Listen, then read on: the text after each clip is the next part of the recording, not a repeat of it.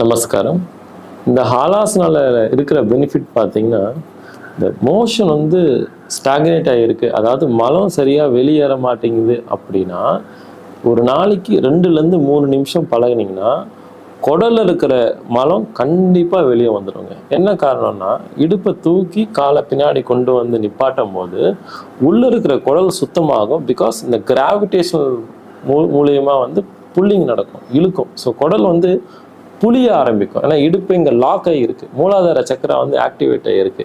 அப்போ என்ன ஆகும்னா, குடல் வந்து சுத்தமாகறதுக்கு முயற்சி செய்யும். அப்போ மலம் வெளியே வந்து தான் ஆகும். ஸோ இந்த கான்ஸ்டிபேஷன் ப்ராப்ளம் வந்தால் கண்டிப்பாக சரியாகும். ஆனால் 2லேருந்து 3 நிமிஷம் பழகணும். காலை பின்னாடி கொண்டு வந்து இடுப்பை சப்போர்ட் பண்ணி எங்கே முடியுதோ அங்கே முதல்ல நிற்கணும். அதுக்கப்புறமா தான் காலை கொஞ்சம் கொஞ்சமாக பின்னாடி கீழே இறக்க முயற்சி செய்யணும். இதை முடிச்சுட்டு கவுண்டர் ஃபோர்ஸ் வந்து கண்டிப்பாக செஞ்சுக்கணும். செஸ்ட்டை தூக்கி